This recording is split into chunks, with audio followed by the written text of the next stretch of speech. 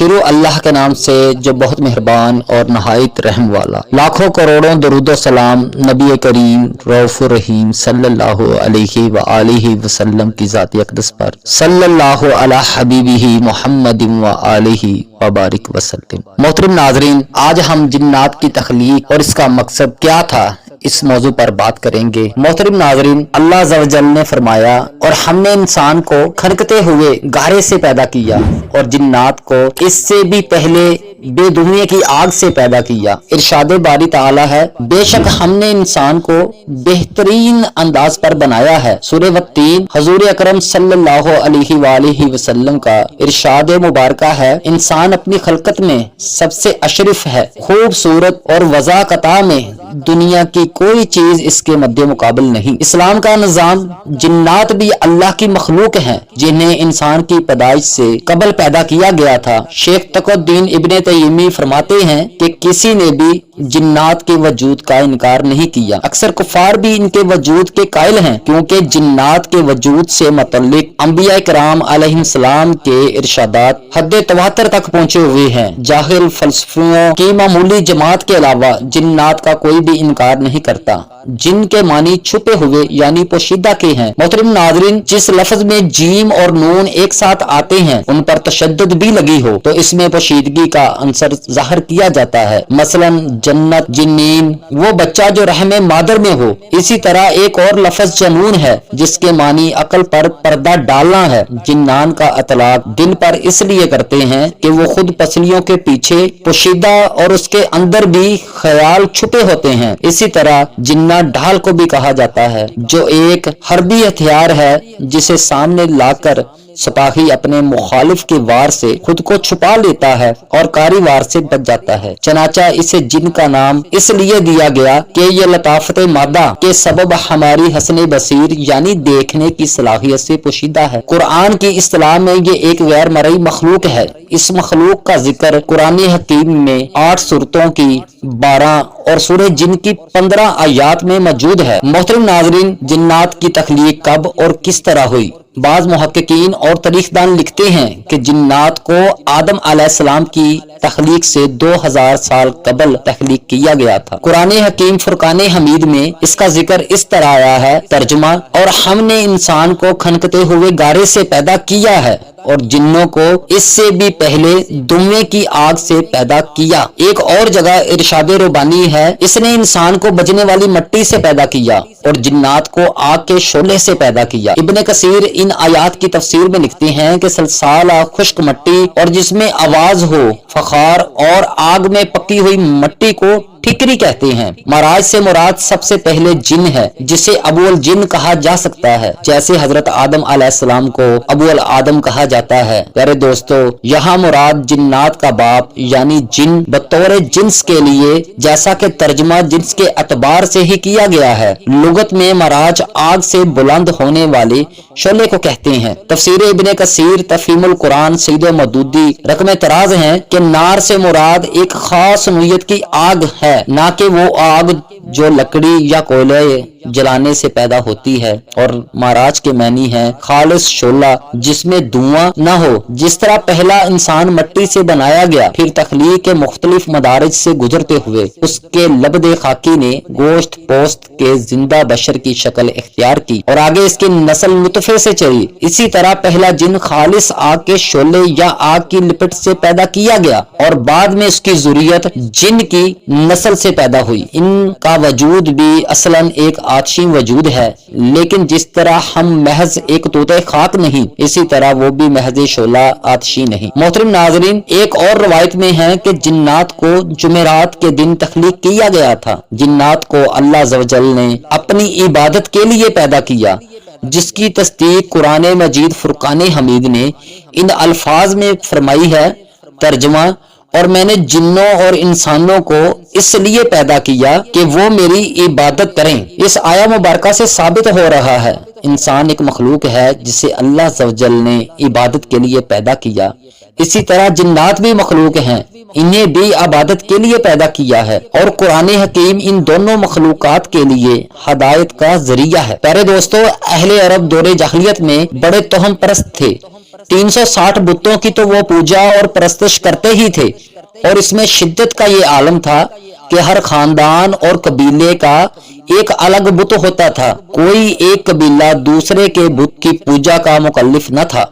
चनाचा इसी दौर में जब अरब कौम के लोग किसी सफर पर रवाना होते तो रास्ते में कोई वादी या खौफनाक बियाबान आ जाता तो वहां से गुजरते वक्त ये अल्फाज अदा करके गुजरते, मैं इस वादी के सरदार और इसकी कौम के बेवकूफों से पनाह चाहता हूँ। इनके ख्याल में बियाबानों पर जिन्नात का तसल्लुत था और वो जिन्नों के सरदार की इसलिए पनाह तलब करते थे कि इसके माताहत बसने वाले जिन इन्हें अजियत ना पहुंचाएं। मतलब ये कि इनके रसूम और अकवाल से इंसानों ने जिन्नात को मगरूर बना दिया था। इसके अलावा इस मखलूक में सरकशी नाफरमानी का भी मादा मौजूद है और इस बना पर ऐसा होना भी चाहिए, क्योंकि आग का खासा यही है कि वो सर उठाए और सोजिश और जलन को नतीजे में दिखलाए।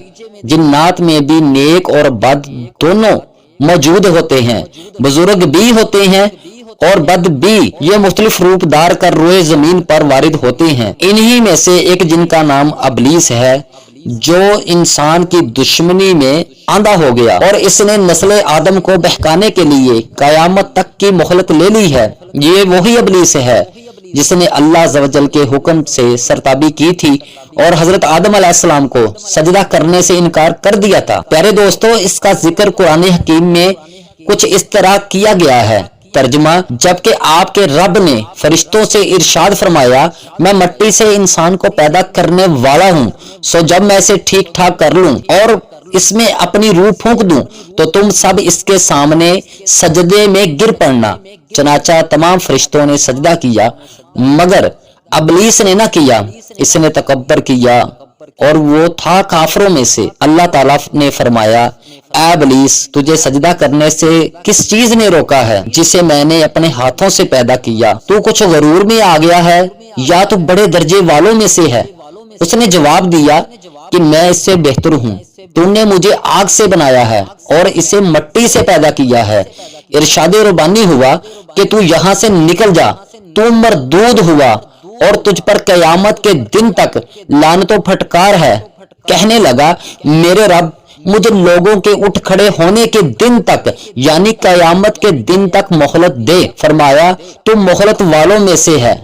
मतीन वक्त के दिन तक कहने लगा, फिर तो तेरी इज्जत की कसम, मैं इन सबको यकीनन बहका दूंगा बजस तेरे उन बंदों के जो चीदा और पसंदीदा हों।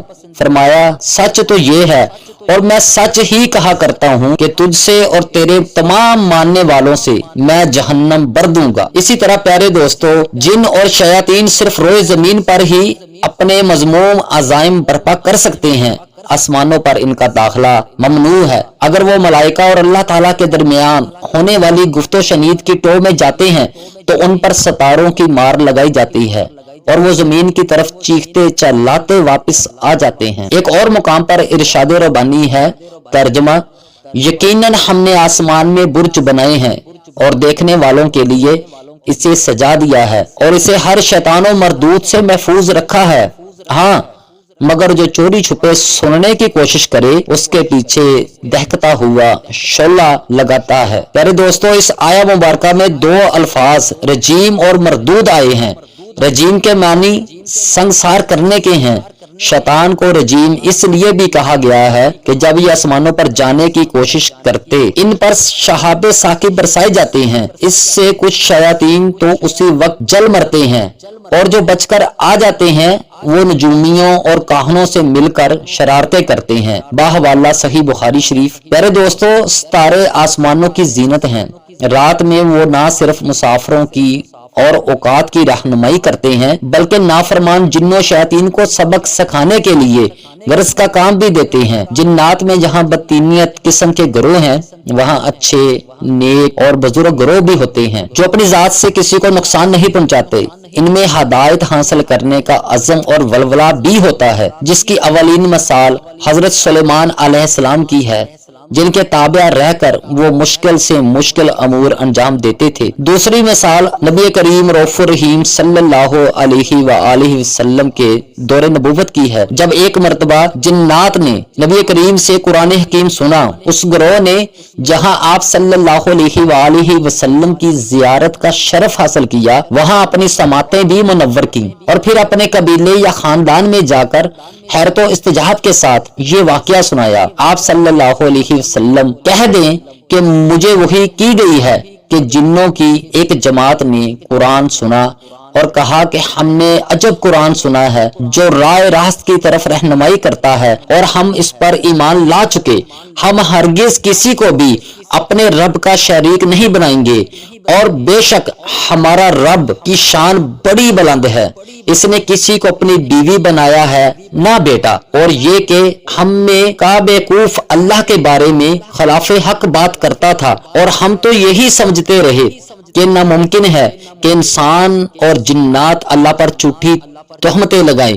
بات یہ ہے کہ چند انسان بعض جنات سے پناہ طلب کیا کرتے تھے، جس سے جنات اپنی سرکشی میں بڑھ گئے اور انسانوں نے بھی تمام جنوں کی طرح گمان کر لیا تھا کہ اللہ کسی کو نہ بھیجے گا، اور ہم نے آسمان کو ٹٹول کر دیکھا تو اسے سخت چوکیداروں اور سخت شعلوں سے برپا پایا۔ اس سے پہلے ہم باتیں سننے کے لیے آسمان پر جگہ جگہ بیٹھ جایا کرتے تھے، اب جو بھی کان لگاتا ہے وہ ایک شعلے کو اپنی طاق میں پاتا ہے۔ ہم نہیں جانتے کہ زمین والوں کے ساتھ کسی برائی کا ارادہ کیا گیا ہے یا ان کے رب کا ارادہ ان کے ساتھ بلائی کا ہے، اور یہ کہ ہم نیکوکار ہیں اور بعض اس کے برعکس بھی ہیں۔ ہم مختلف طریقوں سے بٹے ہوئے ہیں اور ہم نے سمجھ لیا ہے کہ ہم اللہ عز و جل کو ہرگز عاجز نہیں کر سکتے اور نہ ہی ہم بھاگ کر اسے ہرا سکتے ہیں۔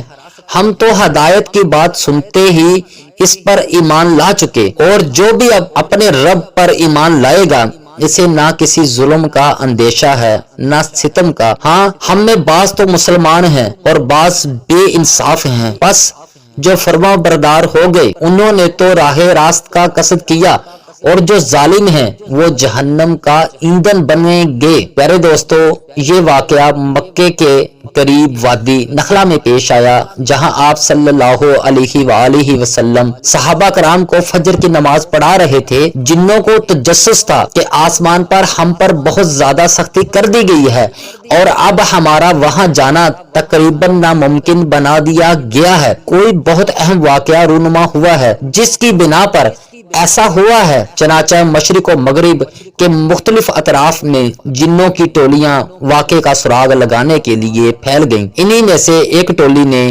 قرآن پاک سنا اور یہ بات سمجھ لی کہ نبی صلی اللہ علیہ وآلہ وسلم کی بعثت کا واقعہ ہی ہم پر آسمان کی بندش کا سبب ہے۔ جنوں کی یہ ٹولی آپ صلی اللہ علیہ وآلہ وسلم پر ایمان لے آئی اور جا کر اپنی قوم کو بھی بتلایا۔ باحوالہ صحیح مسلم کتاب الصلاۃ۔ پیارے دوستو، مکہ مکرمہ میں حرم کے قریب جہاں یہ وقوعہ پیش آیا وہاں اب مسجد جن بنا دی گئی ہے۔ پیارے دوستو، بعض دیگر روایات سے معلوم ہوتا ہے کہ اس کے بعد آپ صلی اللہ علیہ وآلہ وسلم جنوں کی دعوت پر ان کے ہاں تشریف بھی لے گئے اور انہیں اللہ کا پیغام سنایا۔ متعدد مرتبہ جنوں کا وفد آپ صلی اللہ علیہ وآلہ وسلم کی خدمت بابرکت میں حاضر بھی ہوا۔ باحوالہ ابن کثیر۔ پیارے دوستو، جن و شیاطین کا ذکر قرآن حکیم میں 120 سے بھی زائد مقامات پر آیا ہے۔ انس بھی عربی لفظ ہے جس کے معنی آدمی